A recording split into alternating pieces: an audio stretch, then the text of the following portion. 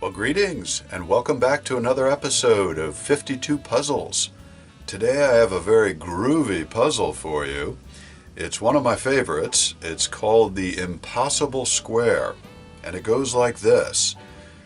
We have this box here, this frame, sitting in its box top lid, containing 16 pieces. The puzzle is to build a square using these 16 pieces. So we put these pieces in here, and there you see it. We have a square featuring the 16 pieces rather, that seem to occupy 100% of this frame. Well, that's not the puzzle. The puzzle is, how do we rearrange these pieces so they still all fit, like you see there, plus that piece fits. What? It seems like it should be impossible, and that's exactly why it's called the Impossible Square. It's a great puzzle, and I would consider this to be a level 3 challenge. A good solution time on this puzzle is about 30 minutes. It's a good one, as I mentioned. So I'm going to show you the solution to this puzzle. As always, if you don't want to see the solution, I encourage you to turn the video off now. I thank you for watching. But if you'd like to see the solution, here it is. So, what we're going to have to do is rearrange these pieces so again, they all fit, plus this piece fits. And I'm going to do that. But before I do, I'm going to point out something that, in fact, is the key to the solution to this puzzle. These 16 pieces, while they do appear to occupy 100% of this frame, in fact, they don't. If you take a close look at the side, this particular side of the puzzle, and the top, you will see that there is a gap, and it's not a huge gap, but in fact there is a gap there, and I will demonstrate that. You see these pieces move, so they're not occupying 100% of the space. In fact, that gap and the gap at the top is in fact just about equal to the area of this piece. So in other words, if I were to take this piece and slice it into essentially 12.5 slices, I would be able to fit 6.25 slices up this side of the square, and 6.25 slices going across the top. So that's where this piece goes, but that's if I were to slice it up. How do I'm still faced with the puzzle of how do I get it to fit in this box? How do we reconfigure these pieces? So I'm going to show you how that works. We're going to have to remove the pieces first from the box. Again, there are 16 pieces here. It's really a great puzzle, and it's a good one for all ages. There are different iterations of this puzzle.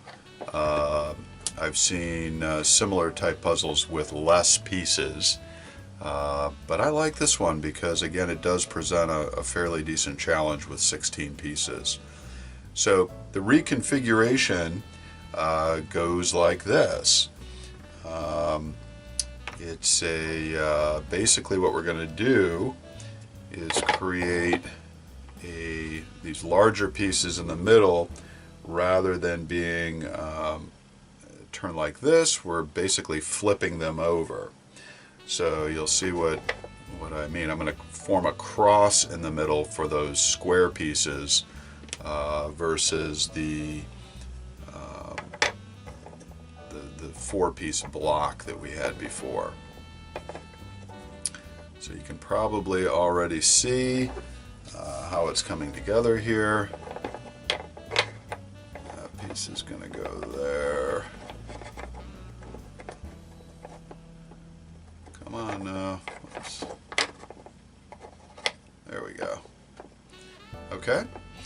And so now the puzzle is really quite easy. So the larger pieces go in the corners, like you see here. The smaller triangular pieces go at the base, like this. Oops, I'm sorry, I've got this. Wait a minute, what am I doing here? There we go. I've got this one backwards.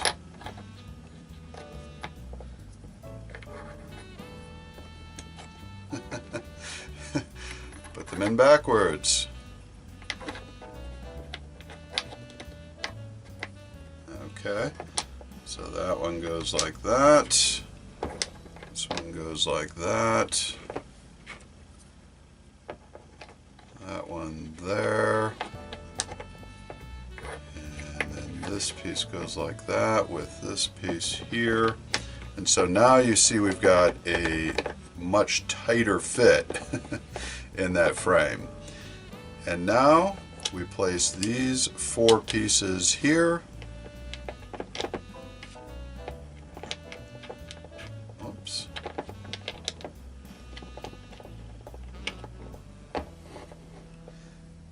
And voila, the last piece in the middle. And there you have it.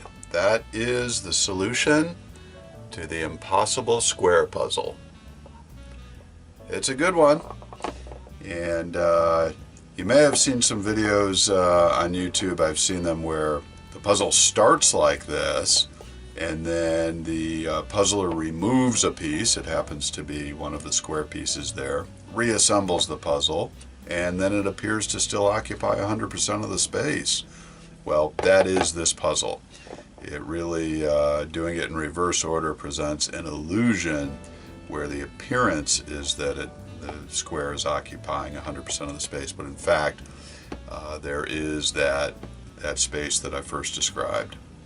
So there you have it, the impossible square. That's a fun one. I thank you for watching today. If you enjoyed the video, please give me a thumbs up.